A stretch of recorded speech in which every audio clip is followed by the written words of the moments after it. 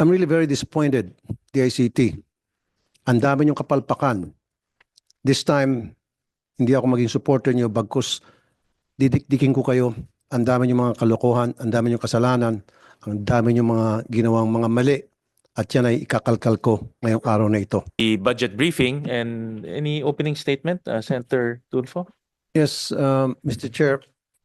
Back in 2022 budget hearing, I was one of the staunch supporter of the ICT because I see the need for this country to have a strong anti-cybercrime group that will protect our cyberspace. Nakita ko yung importansya ng DICT at in fact pinaglaban ko pa nga yung inyong budget na madagdagan pero it was unfortunate it didn't go through. Now, I'm really very disappointed, DICT. Ang dami niyong kapalpakan. This time, hindi ako maging supporter niyo bagkus didikdikin ko kayo. Ang dami niyong mga kalokohan, ang dami niyong kasalanan, ang dami niyong mga ginawang mga mali. At yan ay ikakalkal ko ngayong araw na ito. Nakita niyo po ito. I have a long list of things that the people should know and that you should know para makorek yung problema niyo. Isa pa, during the hearing ng Games and Amusement where DICT was informed about them being there para ibigay yung report tungkol dun sa findings nila upang malaman yung ginawa nilang pag-imbestiga, assessment ng PCSO Lotto. Kung credible pa ba yung Lotto games or not. Walang sumipot na isa. Well, may sumipot na isa pero hindi siya talaga yung taong kailangan ko. Why? Nagmamalaki na kayo? What's so special about you, DICT? Kung kayo siguro ay isa sa mga top performer o top performing government agency, pwede kayo magmalaki. Pwede kayo hindi magpakita. Pwede kayo mang-isnab. Pero isa kayo sa mga poor performer eh. Kung sino pa yung mga poor performer, yung pang mayayabang. Why? Diba? And so, today, you will hear from me things that you wouldn't expect to hear from me back in 2022 because I was a supporter, like I said. Rampant na ngayon yung AI. Alam niyo po yun, ano? Lalo na palapit ng eleksyon, how could you stop that? Yung paggamit ng AI para sirain ang isang tao o isang kandidato, upurihin ang isang tao o isang kandidato. And definitely these are fake news. At nagiging rampant na to, naging talamak na. At parang totoo, para sa isang ordinaryong tao, parang totoo yung nakikita nilang video. At dumadami na ito, so paano po mapatigil ito? Yeah. Thank you for that question again, Your Honor. With the permission of the Secretary and Mr. Chair, right now we have a coalition with major social media platforms. We have their back-end reporting system. We agreed on a watermarking and categorization system. Once they detect that it is an AI generated or a edited video in general, or a video that was shown without the sufficient context, pagtutulong-tulungan naming ma-detect, and they will watermark it po. They will put a label saying that either this video is out of context or maglalagay sila ng this is possibly AI generated. So that's the first thing po na ginagawa natin. Pangalawa, Your Honor, we have a lot of information materials already telling the public how to detect this. For example, there are free websites that can be used in the No, you're not supposed to tell the public. You're supposed to delete those videos na para hindi na makarating sa public. Yun yung point ko. You don't tell them, you do it. Your Honor, Kasi marami nang kumakalat ng mga fake news. I myself, biktima ko, ilang beses na ako lumapit sa inyo. Yung lumalabas na fake news doon o fake video, or fake article about me, not only about me, about Lance Gokongwei, Enrique Razon, Jessica So, Anthony Taberna, at napakarami pang personality, mga investment scam. Paulit-ulit na lang ito for more than a year, and I've been communicating personality, mga investment scam. Paulit-ulit na lang ito for more than a year, and I've been communicating with you guys and telling you na please do something about this. Not only me, but other personalities. At maraming naniniwala at maraming nag-invest doon because our names were used and you guys are not doing anything. Or what have you done? Tell me, ano mga programa meron kayo para i-stop yung ganitong klaseng scam at modus? At marami nang naluloko. Your Honor, actually, of the reports submitted to us, which we forwarded to the social media networks, I just don't have the statistics. But there are a numerous number of URLs. Wala lang ako number ngayon, but it's more than 500. I You know guess, what? You haven't done nothing for me as far as I'm concerned.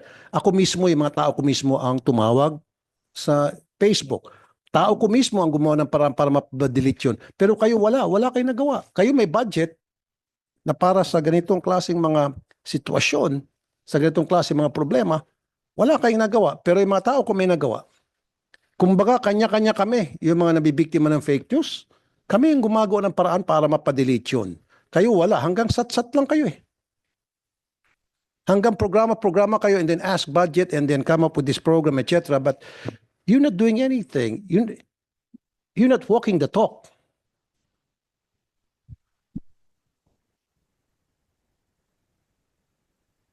Your Honor, we apologize if there are some other items na hindi namin nagawa. But we have a record of a lot of URLs we already reported to the social media networks, most of which were blocked or removed. Others were labeled. For example, there was this report from at least one a reporter from CNN, another, on top of my head, Your Honor, kasi wala po akong statistics right now. There is a reporter from ABS-CBN, of course, several reports regarding the AI videos of the president, which we were able to request the social media platforms from being removed. We'll be more than happy to submit a report of all the URLs and of all the Facebook posts that have been either deleted or marked or categorized by the social media platforms. But Your Honor, let me also reiterate that this is also an ad hoc thing because technically we do not have a law that regulates social media platforms. Kumbaga po, sinasubmit lang din namin ito. Mas mabilis lang kasi we have a back-end system with them. But the decision to either remove it or to categorize it still remains with the social media platforms. For example, But you should get in touch with Facebook or YouTube, Yes. whatever social media We do that, platform Your that is. Let them know about the problem. Yes, sir, we do that. Currently affecting many Filipinos, many people, especially yung mga taong, mga personality na nasisira ng kanilang mga reputasyon. Okay. we do that, Your Honor. All right.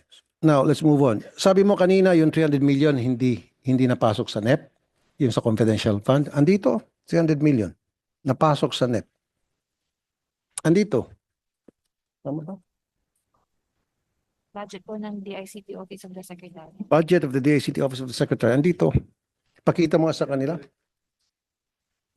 So, kung meron kayong ganun 300 million at yan ay pumasok na sa NEP, then you have to explain to us. I think the Filipino people have the right to know paano nyo gagastusin yan.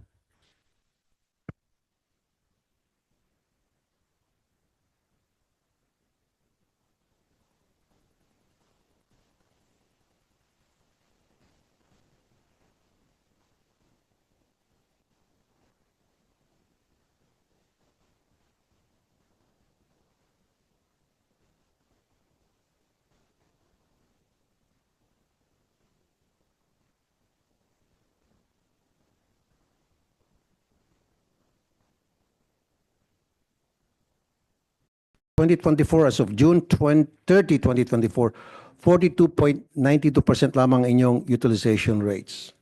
Hingi kayo ng pondo na hindi nyo maalam kung paano nyo gastusin o hindi nyo nagastos. Yes, Mr. Chair, if I may be recognized. Yeah, 2023 is about 62%. And for the first half of this year, that's about 43%, rounded off. Now, we have certain procurements that were failed, Mr. Chair.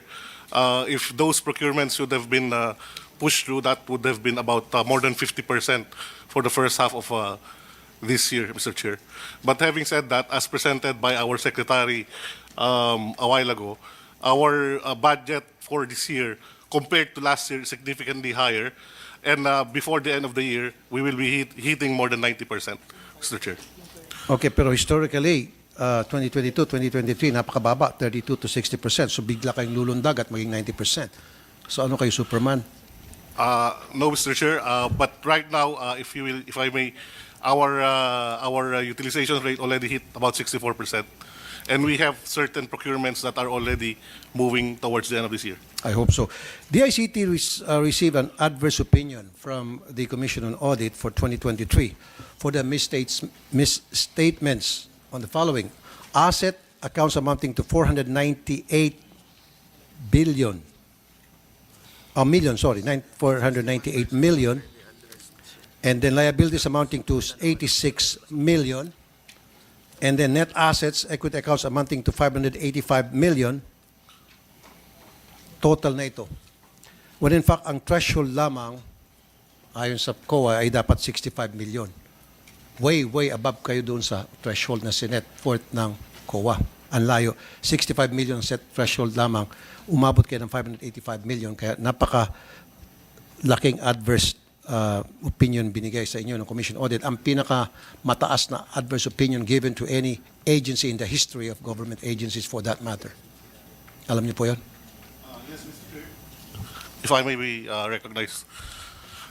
With respect to the adverse opinion, supposedly from the COA, right now it's still being reconciled and the report is not yet final. Now, if I may clarify with respect to the adverse opinion, the source of that pertains to the prior year balances. In fact, for the past 2 years that for the current administration, we don't have any notice of disallowances. And what is also contributory to that, Mr. Chair, is the fact that the beginning balances stems from the different organizations which led to the establishment of the ICT. In fact, there were about 6 offices of the government, and some of the balances were transferred from this previous departments. And in addition to that, Mr. Chair, what also led to that is the fact that there were a lot of changes in the administration with respect to the ICT during the past administration. So, hugas kamay kayo. But anyway, listen to this. Sa 2023 COA report, 3 years na hindi nag-submit ng financial statements ang DICT. 2020, 2021, 2022. Ang recommendation ng COA, suspension of salary of officials, employees responsible. Bakit hanggang ngayon hindi niyo po nagagawa? Mr. Chair, for 2023, we have already submitted the financial statements, but Have it's you? already late. Yes, sir. Oh, when was it submitted? I believe late last year, Mr. Chair. Late last year. Yes, sir. Okay, I hope so. And I need to see a report of that na nasubmit nyo na po sa COA yan. Na-clear na po kayo ng COA. We will submit, Mr. Okay. Chair. How about yung 790 million pesos na pinasusoli sa inyo ng COA? Notice of disallowance, disapproval of transaction either in whole or in part for being illegal, irregular, unnecessary, excessive, extravagant, or unconscionable expenditure. 792 million. Naisoli na po ba ito? At pakipaliwanag ba? Ano po ito yung mga tinatawag na illegal, irregular, excessive, extravagant? Mr. Chair, I will check our records, but for the past 2 years, 2023 COA report to yes, sir. That is actually an accumulated balance from the prior years, yung sa 790 million. Kaya nga po, ito ba'y na-explain nyo sa COA? Na-clear na ba kayo ng COA? At nasoli nyo na ba sa COA? At gusto ko lang po malaman, ano-ano po dito yung sinasabi nilang excessive, extravagant at illegal? Sample lang po itong illegal, extravagant, excessive. Ano po yun? Para may depensa yung sarili nyo. Mr. Chair, we will submit our report on that. Currently, we are coordinating Pero with dapat COA. meron na kayong ready ngayon, ma-explain nyo sa amin ngayon. Kasi ito yung budget eh. Kaya nyo pa-submit. Mabagal kayo eh. Ano ko nga sa inyo, integrity ng PCS o Lotto, umabot kayo 1 taon eh, para lamang pang ilang linggo lang yung inassess nyo. Inabot kayo 1 taon bago bumalik sa akin. So this one, we need it now. Ano itong tinatawag na illegal, irregular, unnecessary, excessive, extravagant na expenditure?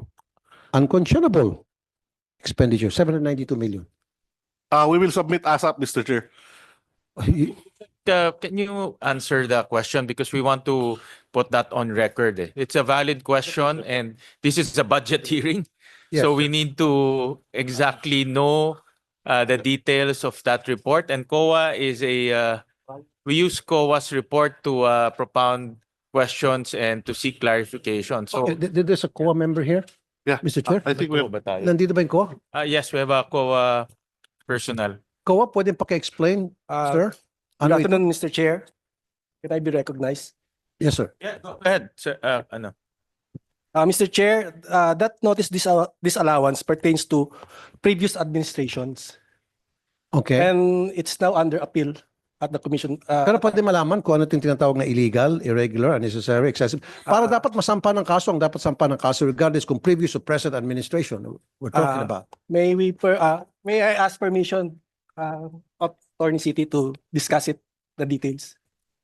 Attorney City. Can we recognize Attorney City, the audit team leader of the ICT? Yes. Po. Um, Magbigay lang po kayo ng mga examples para malaman po ng taong bayan.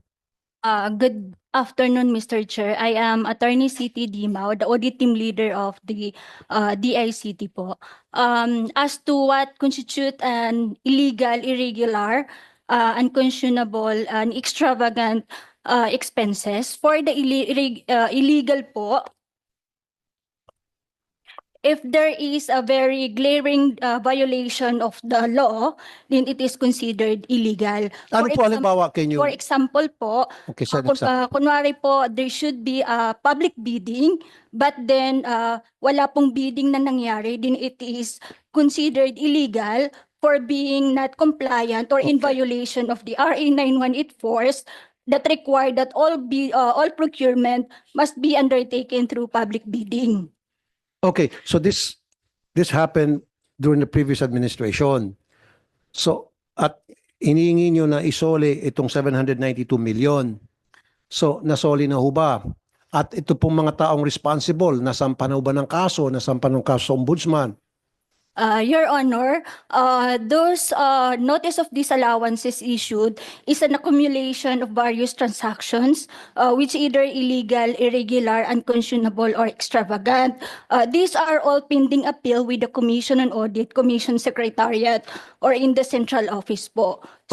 Opo, pero after na nakita nyo po na ito nga po yung problema at siniling nyo na isoli ang 792, from previous administration po ito.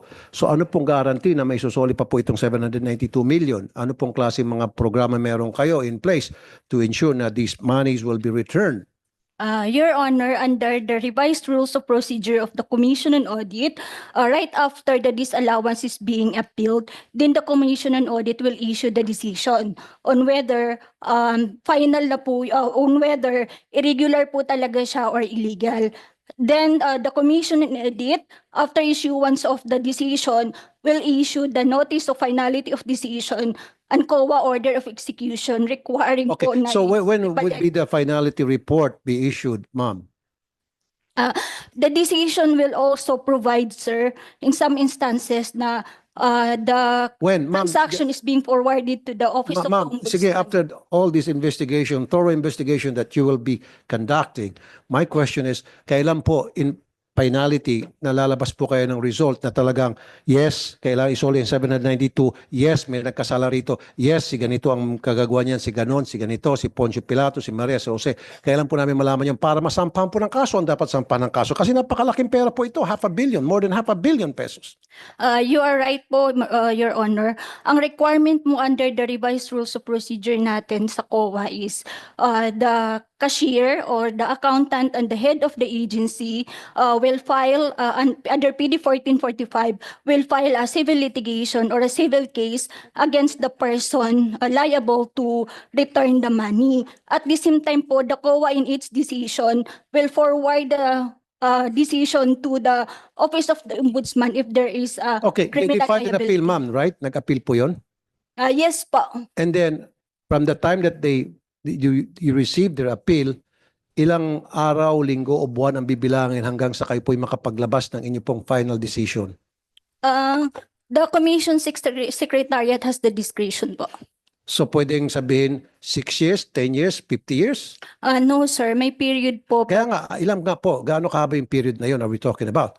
Dapat meron kayong nakaset na date o timeline o timetable. Hindi Yes po. pwedeng discretion lang ng isang tao. Paano kung isang tao yung nakurap, nabayaran, nasuhulan? Pwede niya patulugin lang yung kaso hanggang sa forever. Your Hanggang Honor, po. walang Your hanggan. Honor po, meron pong period within which the COA will issue Well, then the dapat, audit can you tell decision. us how the period? Gaano katagal? But the period po when to file the civil case against the person liable, yun po yung parang... Yun nga, ma'am, dapat sabihin niyo po sa amin yung period from the time na nag-file sila ng appeal up to the time na you can come up with your decision after a thorough investigation, etc., etc. Kailan malalaman lahat na ang sa gayon, malaman ng taong bayan, yes, meron talaga dito nagloko, yes, kailangan talaga may masampa ng kaso, yes, itong mga taong ito kailangan talagang managot. Yun po yung ibig ko sabihin. Hindi tayo puro sat-sat lang and then hanggang sa dumating na 5 administrations later, hindi pa rin sila sampa ng kaso hanggang sa ito po yung natulog lang sa pansitan, natabunan na lang po. Yun po yung point ko. Dapat bilisan niyo po at mag-set kayo ng timetable kung hanggang kailan matapos po yung investigation nyo. Para yung mga tao ay mag-expect. of notice of disallowance, the liable person is given at least 6 months 6 to months. respond to the notice of disallowance. Pag hindi pa po nakapag-reply, then that's the time po na that the decision will be issued. Okay. Have they replied already? Di ba nag-issue kayo ng nag-appeal sila. And then from after nag-appeal sila, meron kayo pinadalang document sa kanila for them to reply? Yes po. And then- We issued the decision to the liable person. Okay. Then When kaso was it issued, ma'am? When was it issued? for each notice of disallowance for regarding sa 7 million. Opo. I don't have here the data Okay, po have they pa replied? isa-isa, So sir. ganito lang, ma'am. Bilisan po natin. Gusto ko malaman kung ano na nangyari dun sa kanilang reply, paano nyo po pre-process yung reply nila, paano po ninyo inaksyonan, at kailan po natin malaman ng taong bayan, sino-sino itong mga tao na nagkasala, na nagwaldas ng pera ng taong bayan. Ano po yung point dito, ma'am? Your Honor, we will provide you the report and when was the decision was issued to the determined liable person po. Okay. Thank you, ma'am. Thank you, ma'am. Thank you, Your Honor. Dalawa na lang po. In 2023, 18 contracts were awarded amounting to 1.679 billion. According to the COA report, 942 locations out of 3,456 locations were not activated. Anyari po dito sa 942 locations. Meron pong budget na release 1.6 billion something para sa 3,456 locations. Free wifi po ito para sa Free Internet Access for All Act, RA number 10929. The ICT is mandated to provide free access to internet service in public places throughout the country. So yun na nga po, 2023, 18 contracts awarded amounting to 1.679 million to COA. According to COA, 942 locations out of 3,456 locations were not activated. Hanggang ngayon, wala pa rin po free wifi doon sa mga locations na yon. Ano po nangyari? Yeah, Your Honor, I think without going through the details, kasi wala po akong detalye, but I remember that most of these contracts awarded where they failed to activate the sites, meron po silang liquidated damages. There are some contracts where the liquidated damages were really up to parang 8%, 9%. There were also SLA violations pag nagpe-fail silang mag-activate, Your Honor. We can give a list, but we are confident that of these reports that they failed to activate, may mga liquidated damage po yan, Your Honor. And after that, kung after the maintenance report, kasi for example, Your Honor, I think about a few weeks ago, may pinirmahan po ako, nasa 10% yung kanilang hindi na liquidated damage. Ano na yun? SLA, for failure to SLA, binawasan natin ng 10% yung kanilang monthly So kailan mapufulfill yung para magkaroon na rin po ng Wi-Fi itong 942 locations pre-Wi-Fi? When will it happen? Let me check, Your Honor. I'm not sure kung kasi baka nung chinek po ng 2023 it was under implementation. Baka po ngayon meron na. Kasi yung liquidated damages are usually during implementation. So are you sure it's at 100% out of the 3,456 locations na supposed to be magkaroon ng free Wi-Fi? Ilang porsyento na ang na-achieve? Ilan? O meron pa bang mga locations na hindi pa na nabibigyan the free reason, Wi-Fi? my apologies, Your Honor, if kasi kaya ako nahihirapan sumagot po kasi every single month that we pay a particular contractor po, pag minonitor po ng aming network operations center na may isa o dalawang araw na si barangay na ganito nagda-down, talagang kinakaltas po natin sa pagbabayad yan. So I'm sure ang sure lang po ako of the many reports that I sign is that I don't think it's 948 po ngayon. Pero dapat you should have that figures by now. Alam niyo, budget hearing po ngayon. So ilan na po out of the 3,000? So Right. dati 946. So ilan ang nabawas dito sa 946? Exact figure, please. Right now we have 13,461 access points that are activated. Okay. Hindi, pag-usapan natin yung 946, yung sa COA report. Ilan po na ibawas dito?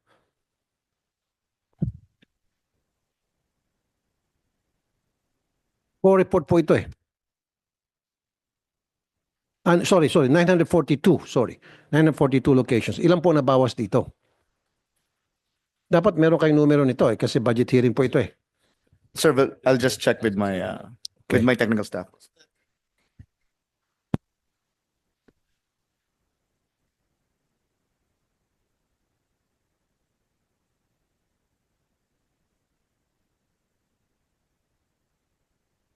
Your Honor, my technical staff are just collating the figures. We apologize, it's a 2023 audit. Follow-up question. Sige, while you're researching on that question. June 2024, 288 million Philippine Digital Infrastructure Project to expand Wi-Fi coverage was approved. Laking pera to. 700 new free Wi-Fi sites. Ano pong timeline nyo rito? Your Honor, my apologies. No, bigla ko in-approach ng technical staff ko when you were asking the question. I'm sorry, I didn't get the question. Hindi, para pinagsabay-sabay ko para dalawang question lang, then Opo. I'll be out of here. 288 million. I'm sorry, Your Honor. 288 million pesos allocated para sa Philippine Digital Infra Project to expand Wi-Fi coverage. I think the 288 million US dollars is a World Bank loan, the Philippine Digital US dollar, Infrastructure yes. Project, Your Honor, yes. Kaya nga, ano pong timeline nyo rito? The timeline is in 2028, Your Honor. It includes the completion of submarine cables in Visayas to complete the national fiber backbone and to reach Mindanao. It also includes ilang Wi-Fi sites in Mindanao? More than 700 free Wi-Fi sites, mostly in the Mindanao area where the internet penetration rate is below 17%, Your Honor. Kulang kayo sa information dissemination. Again, according to COA, hindi kayo nagko-concentrate sa pagpo-post ng signages para sa Wi-Fi program sa mga state universities, colleges. nag-inspect at nagtanong ang sa mga estudyante ang COA, marami sa mga estudyante, they're not aware na meron palang free Wi-Fi access. COA mismo ang gumawa ng inspection sa mga universities. Hindi nga alam ng mga estudyante na meron palang ganitong klaseng programa ang gobyerno. So, Thank you. how can they use and access this program when they were not informed and they're not properly informed? Thank you, Your Honor. I think that is a 2023 COA audit report, and we are confident to say that we've already rectified that as of approximately March or April this year. Naglagay na po kami ng signages. In So- fact, as part of the COA report, there is also the changing of our landing page, Your Honor. So all of this were already rectified. So, na-rectify na itong problema. So, properly informed na lahat ng mga estudyante sa lahat ng mga universities kung Yes. paano gumamit, mag-access sa free Wi-Fi. Yes, Your Honor. Okay, isa na lang. Let's talk about Pogo. Marami mga na-scam. Marami na bibiktima tong Pogo. Hanggang ngayon, meron pa rin. In fact, binihisan lang ng bagong pangalan itong Pogo at marami pa rin naluloko. This time, maging mga Pilipino na. Dati-rati, mga foreigners lang, mga players sa China. Now, nagagamit yung mga Pilipino para manloko at maloko na rin. Ano pong plano nyo rito? Mr. Chair, can I be recognized? Yeah, go ahead, Yusek Ramos. As early as 2022, we've been establishing strategies on how to detect the proliferation of tech scams. Slowly, we were inching our targets by providing leads to the law enforcement, considering that we are not a frontliner. But we have acquired OSINT, different technologies for geolocation of this illegal sites that are spamming our citizenry. And I believe we have been very successful in the operations on this matter because we have dismantled a big chunk of this. Okay, if you have dismantled, Sir Yusek Ramos, bigyan nyo kami ng listahan ng mga sites na na-dismantle nyo o napahuli ninyo o nakasuhan po ninyo. Yes, sir. I Meron will po ba? Ilan po? So far, we have 16 that we have provided to law enforcement agencies And because because of your effort, yes, that, meron po napasara. yes, sir. Pwede kong makikita yung mga numerong yon at yung mga taong at ano po nangyari sa kanila. Aside from dismantling their operations, what I really need is nakasuhan ba sila? Kasi madali mag-dismantle pagkatapos patatakasin na makakatakas na yung mga POGO operators. Ang gusto ko dapat, hindi nakatakas at nakasuhan. That is true, Your Honor. Well, I'm proud to say that the one of the only effort wherein there is an actual conviction is a case that we operated with the Philippine National Police. It's the first conviction that was 2 months ago, a month ago, I mean. And because all of these cases are pending with the Department of Justice, but one of the cases we had in Iloilo, it was successfully, there was a successful conviction. Alam niyo po na sinasabi nga wala ng POGO, sinasabi ito ng PAGCOR, pero meron pa rin pong POGO, binihisan lang po ng bagong pangalan. So you better watch out for it. Watch for their operations. Kasi ang sinasabi, sila ay parang BPO lamang, nagpo-process lamang ng mga taya, pero wag ka, POGO pa rin sila. So that is something that you have to focus your attention to. That's right, Your Honor. In fact, we have developed a preemptive capability. We are preempting because it's the bare months already. There is a transition of modus operandi of these operators. In fact, when the Bureau of Immigration mentioned that 3,000 have left the country and we have over 100,000 who came in, we're still finding ways. Where are the others? And we are collaborating in these efforts with the Bureau of Immigration. National Security Council warns of foreign interference in 2025 elections. Ito na yung nasabi kanina, hacking and misinformation, fake news. So, ano po yung programa meron kayo para mabawasan itong dangers of hacking especially sa electoral database? Yes, Your Honor. Actually, even before, as early as 2020, January 2023, we've been collaborating with the COMELEC as to strategies on how to address deepfakes and AI, because it's going to be a challenging effort considering that in the last Interpol conference held here in Manila, they have shared with us the best practices all over the country because there's no perfect solution in the meantime. As far as the CICC is concerned, we were able to acquire certain tools that would allow us to tread into the virtual world, gathering all of this content. Because what COMELEC wants to count, they want to regulate the number of exposures and to find out if these are coming from directly from the candidates or not. We have specific tools for that at the moment. Okay, and very last na, Mr. Chair. Concern talaga ako dito sa paggamit ng AI para magpakalat ng fake news, yung mukha ng tao at pati pagbukas ng bibig, pagsalita, parang siya talaga, parang totoo talaga and all. And dumadami na eh. Do you have a program on how to stop that? Lalo na yung eleksyon. Yes, Your Honor. Dami na yan. Ako, dami ko ng beses nakikita sa TikTok. That is Sumasaya. correct. And then, meron yung nagsasalita na akala mo yung nagsasalita, talagang totoong sinasabi niya, talagang mukha niya, pati yung pagbukas ng bibig, boses niya and all, yung pala fake news. So, how would you attack that kind of a problem Okay. that is now rampant sa ating social media? As far as what we are doing at the present, because the lack of regulation on AI here in the country, we are adopting certain standards on identifying what is real and what is not.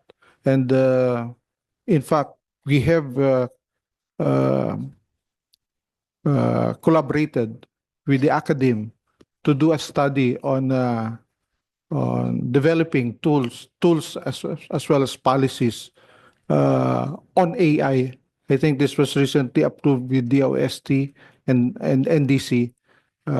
We have 6 research studies on this because that means- it that has to means- be Okay. for future use because the current tools that we have are what is available in the market. And then what is this kind of tool that you're using or tools para ma-identify kung fake news ka, yung isang fake news using AI? And you're talking to experts, you say? That's correct. And who are these people you're talking to, sir? Pardon, sir? Who are these people you're talking to? These are the academe.